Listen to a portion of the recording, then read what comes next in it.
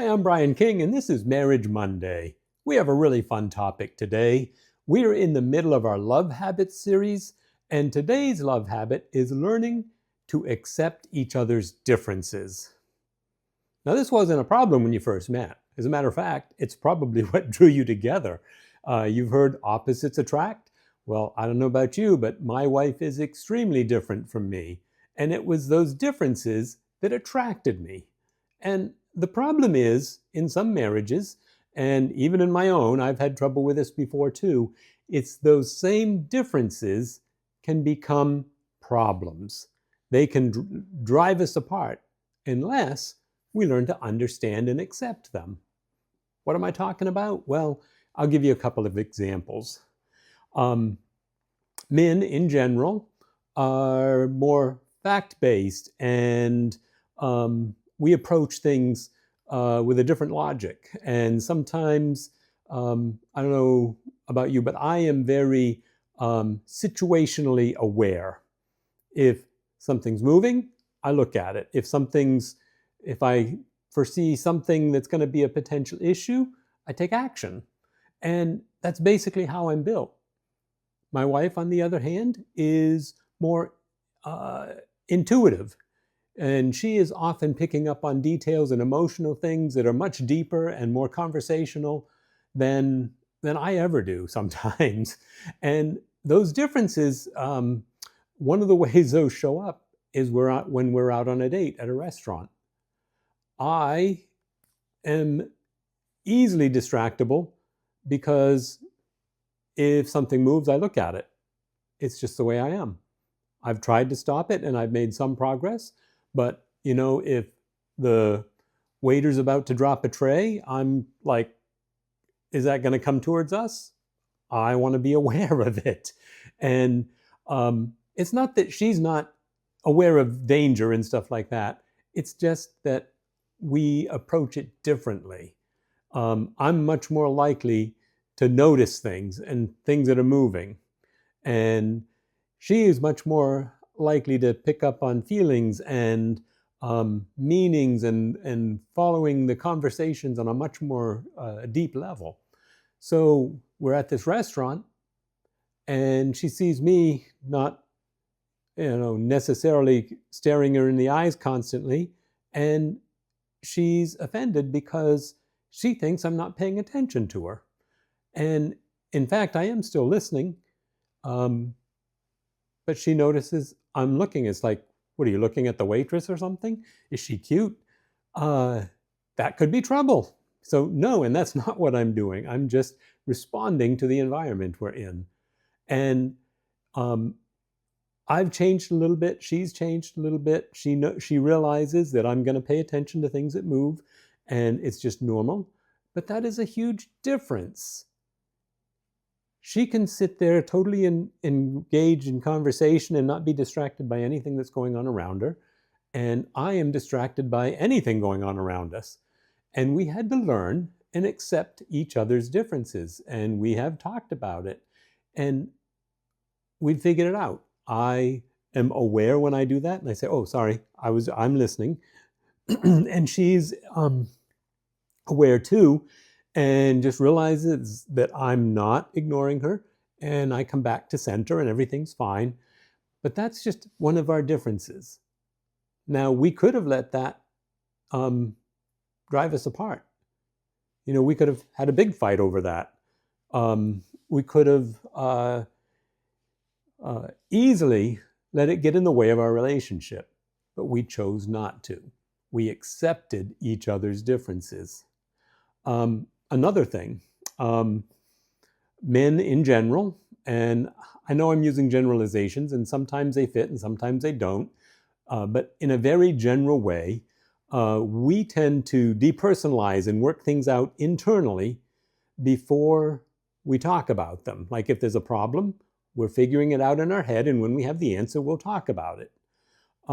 Women often personalize and process it by talking it out. So here's the problem. If I'm internalizing it and trying to figure it out and working on it, and she's working on the same problem but talking it through, then I'm thinking she's spending too much time talking about it instead of figuring it out, and she's thinking I don't care and that I'm not even trying to figure it out, could be a potential problem. Why? Because we're different. I internalize it, figure it out, and then talk about the solution. She talks through the problem and then gets to the solution.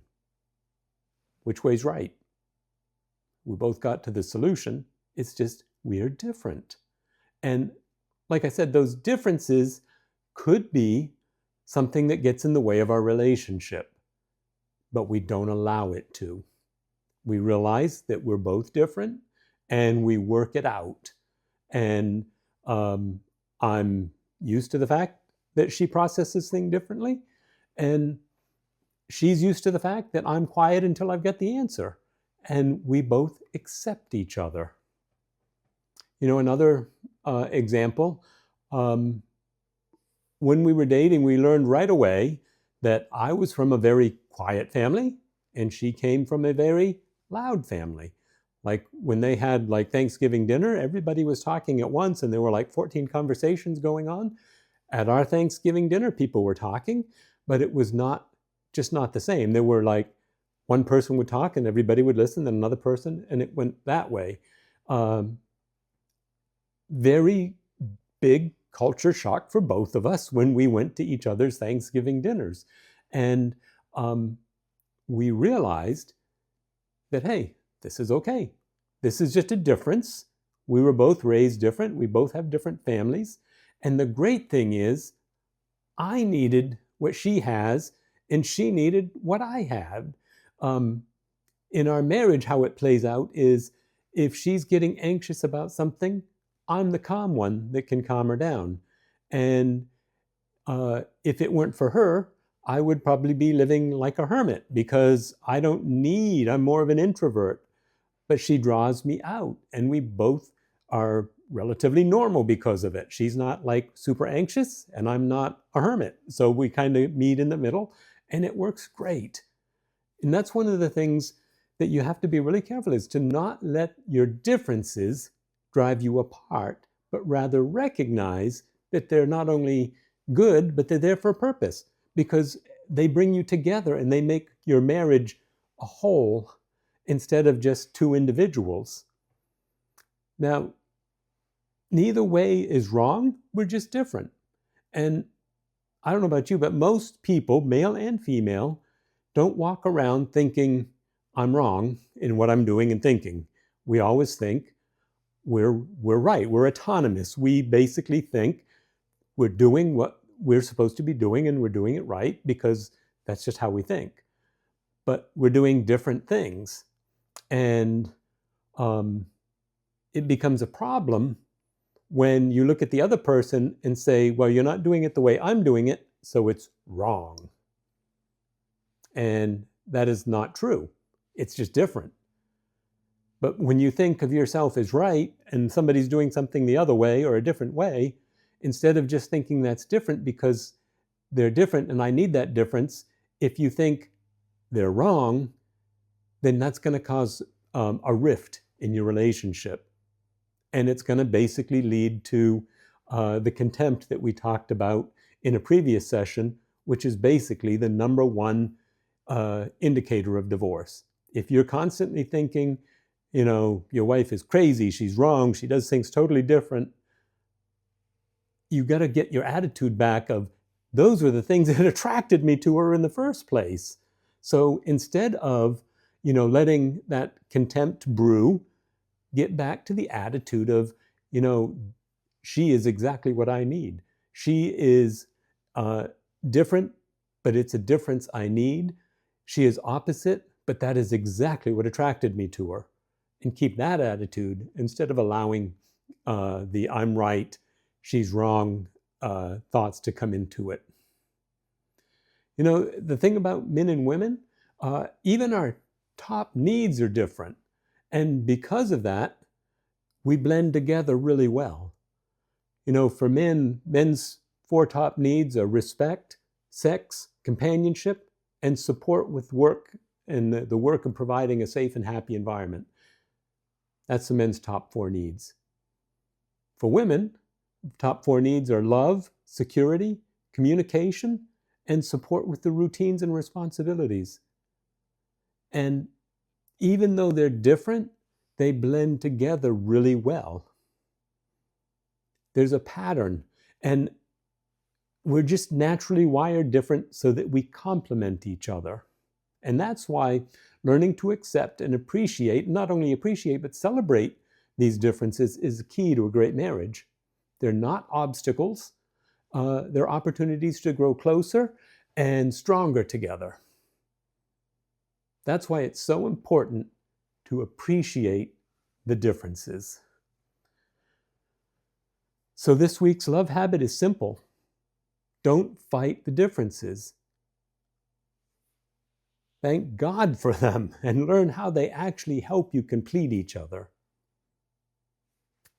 That's it for today.